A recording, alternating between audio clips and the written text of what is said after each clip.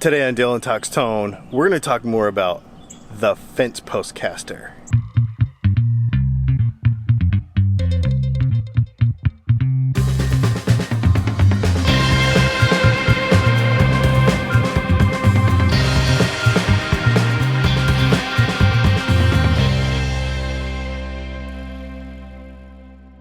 So as you'll recall, we bolted a neck right there to a fence post. I've left it out here for like a month, and so we're going to take it down today. We're going to look at it and we're going to see how the weather has affected the neck. Because here's the thing, a lot of people like get really weird and like, I can't leave my guitar in the car for 5 minutes. And we're going to talk about how tough a neck really is, and we're going to look at what has happened to this neck after it's been sitting on the elements for like a month.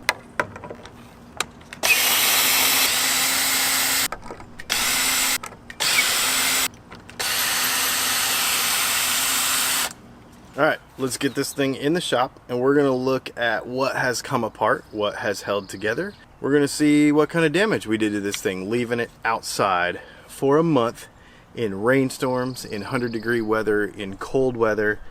We're going to see if the action, if the neck is still straight, does it have a twist, what happened. Let's check it out.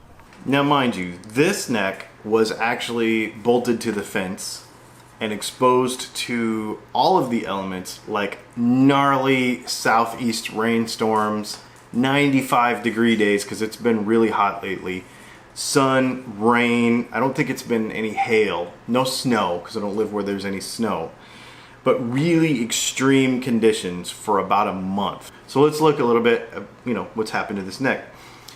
First thing we'll notice is if we flip it over, the skunk stripe has actually dried out and has shrunk and caused a really hard edge on the edge of the skunk stripe. This happens because the shaft of the neck and the skunk stripe are two different woods, so they take moisture differently than each other, and so one's going to expand and contract with moisture and dryness differently, and so it's kind of worked its way, it's a pretty gnarly edge. Like, you wouldn't want to play it like that. Okay, so that's happened.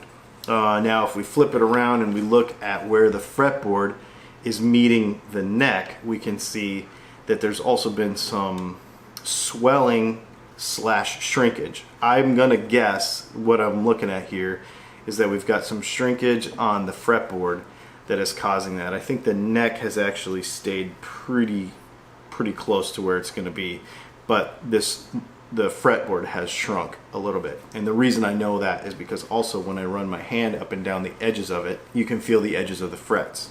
Okay.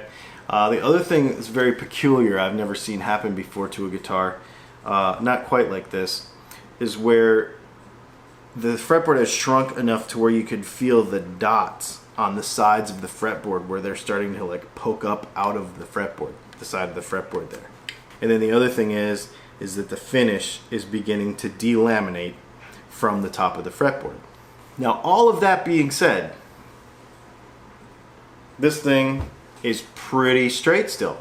I could actually go out in the shop and with a sander and a little bit of work, and with some evening out of humidity, I could probably repair this neck and make it playable.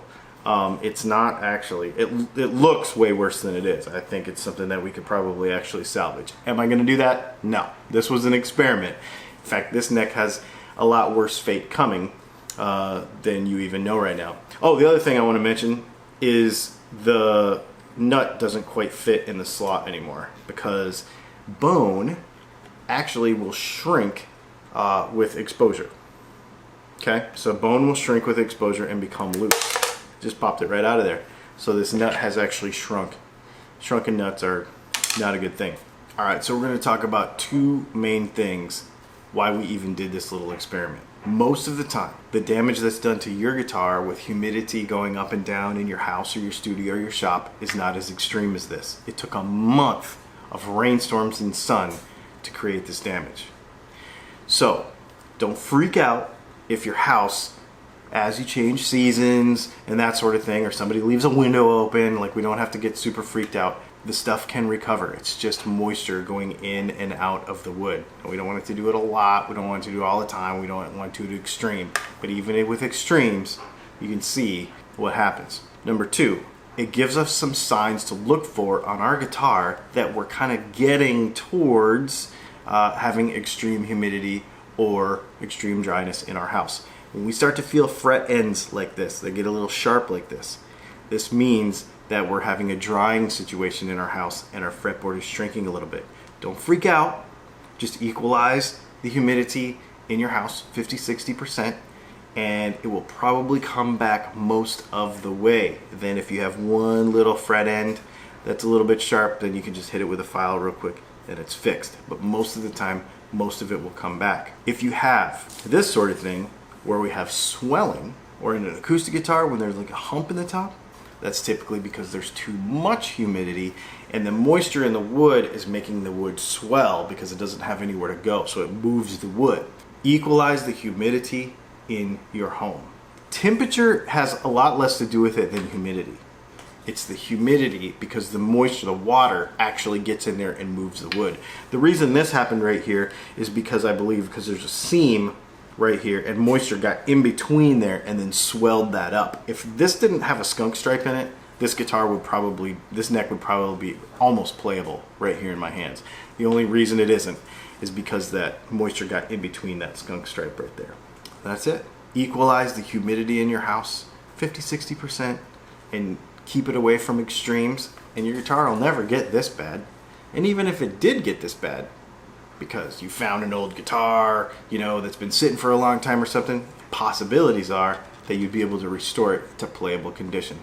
Even though I'm not going to try it, I think this guitar neck could be restored to playable condition. My name is Dylan Talks Tone. If you have any questions about guitar tone, about guitar storage, about humidity, about anything to do with guitars, you can leave a question in the comments below and we'll make a video just for you. Let me ask you a question. Have you ever had this happen to your guitar? Have you ever had any kind of extreme conditions subjected to your guitar and then were still able to play it afterwards? Let me know in the comments. My name is Dylan and this has been Dylan Talks Tone.